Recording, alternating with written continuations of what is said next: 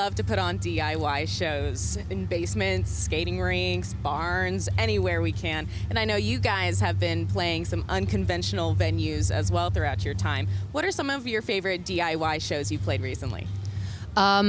This isn't too recent, but back in 2020, before lockdown happened, we played under an overpass in a small town in Northern California called Chico. And everybody just lugged all their gear down to this dusty, rocky, underneath this overpass, and it was insane. How about you guys?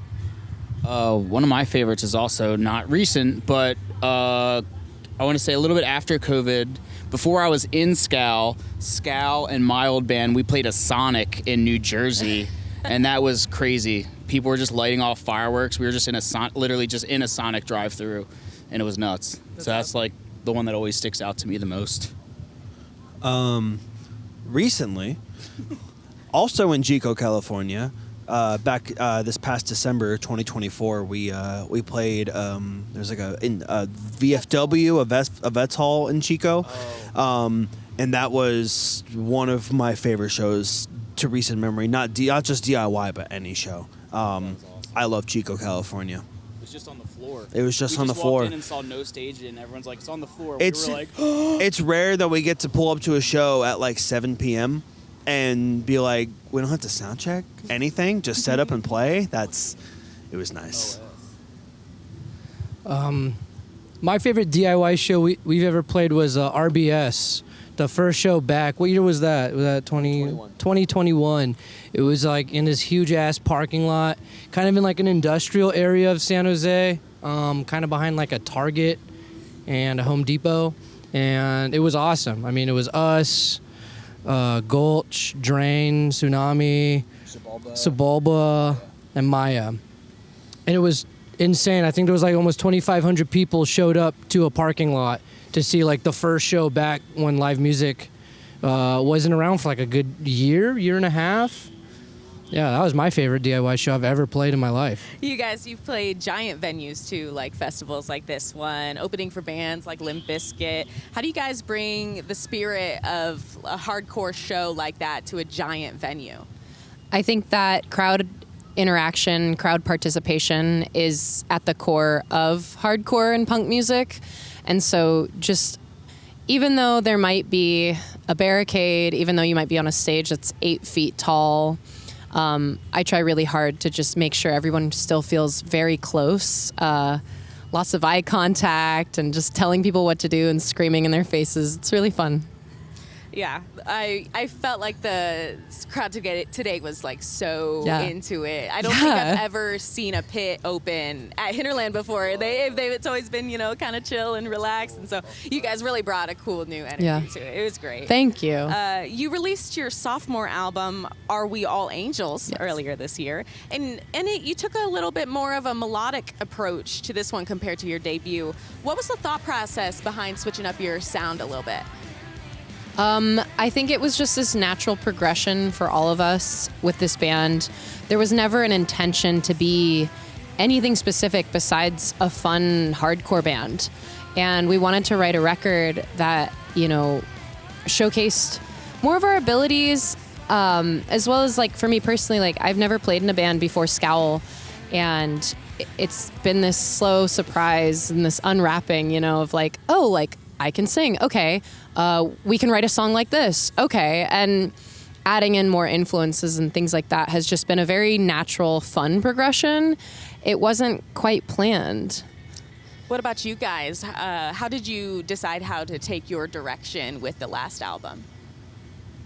Well, for me personally, this was the first Scowl record I actually got to record on, because I had joined the band literally day one of playing songs off Psychic Dance Routine. So I had been in the band for quite a minute, but this was like the first release where I got to like help write songs, so incorporate like my influences and songwriting style.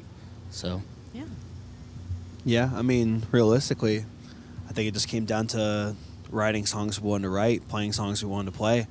Yeah, like Kat said, no real intention behind like going more melodic or anything. It's just we're rocking the way we want to rock. Awesome. You unpacked some of your experiences being a part of the hardcore scene throughout the record, whether it's feelings of alienation in songs like Fantasy or struggles with gatekeeping in songs like Not Hell, Not Heaven. What changes would you like to see in the hardcore community when it comes to how they treat female-fronted acts? I think we need to stop treating it like a novelty.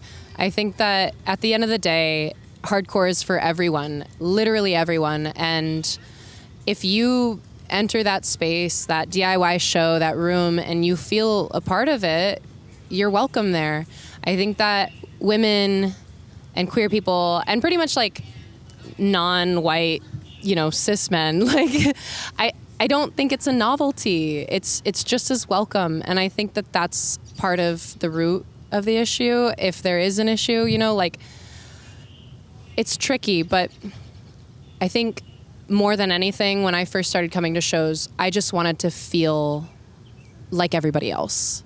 And I wanted to feel welcome in that space. And 90% of the time I did, and I do. We need to stop treating it like a novelty. Absolutely. Reckoning with being in the public eye is another theme that comes up multiple times on the new record, on tracks like Special and BABE.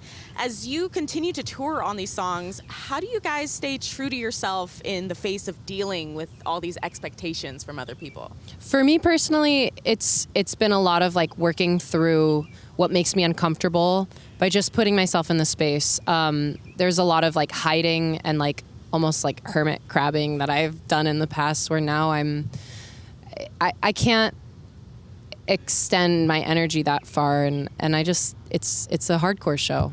I'm gonna be there to have fun and to hang out with people and to meet people, and in the past I used to be really like afraid.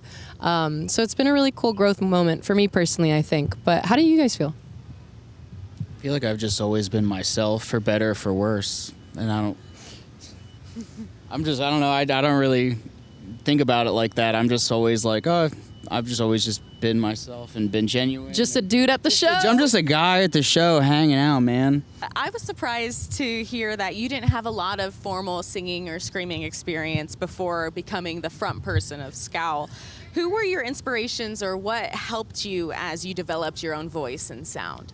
I mean, I love Ceremony. I think Ross from Ceremony is a hardcore vocalist who does a lot of different things that aren't just traditionally hardcore, and that was very inspiring and still to this day is, as well as just like loving like 80s hardcore and like watching old videos. And when we first started as a band, I would just like scream in my car and watch YouTube videos to get hyped. And I remember a very specific show, I was just trying to get excited and feel more confident, with the microphone and fronting the band.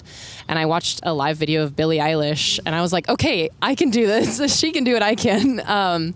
So it ranges all over the place, from Billie Eilish to John Brannon. Yeah, what about you guys? Who are you guys listening to when you're trying to refine your Scowl sound? Oh, God. That's a pass from him. For me personally, I mean, hardcore is my lifeblood. I definitely take a lot of influence personally from bands like The Rival Mob, bands like Cold World, bands like Gorilla Biscuits. But I also take a lot of influence from bands like Fall Out Boy and My Chemical Romance. It's you just got to find inspiration wherever you can, and just because those bands aren't straight up hardcore bands doesn't mean I can't do whatever I want to do. I mean, yeah, kind of what everyone was saying. I think there's such a cool mix of influences throughout. Like, we all listen to a lot of similar stuff, a lot of punk and hardcore and, like old school kind of music like that too. But like Kat said, Billie Eilish, contemporary, pop music is also played a lot in the van. And whether it's what I actively go out of my way to listen to all the time or not, that just sort of through osmosis just kind of seeps in. And I think, okay, I love really gnarly, grinding, evil, brutal music and like, really fuzzy bass tones and things. But how can you make that catchy or melodic too? So, I mean, like, personally as a bass player, I love rancid. I love Matt Freeman. Everything he does is just so catchy and technical, but also really melodic, and it cuts through the mix in a way that's very cool.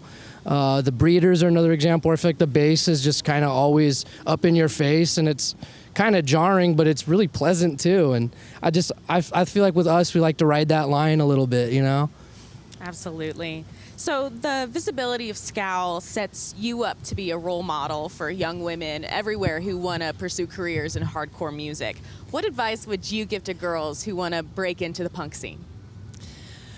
It's not a career. It's a lifestyle. You just have to love it. I mean, if you want it, you love it. You know, there's a lot of passion behind yearning and wanting something. And my biggest piece of advice to anybody trying to start a band is just like, it doesn't have to be good. Just do it. You just got to write that demo, and it can be recorded in a garage, and it can sound really crappy, but there's a lot of people who will connect with it because they don't care about all the technicalities. They're just in that room with you and feeling that like raw energy, and that goes above everything else. Absolutely. Well, I know there was somebody out there that saw the first pit ever at Hinterland today and was very inspired by it. So thank you guys so much for coming out to chat with me today. Thank you so much. Congrats on a wonderful set. Thank you.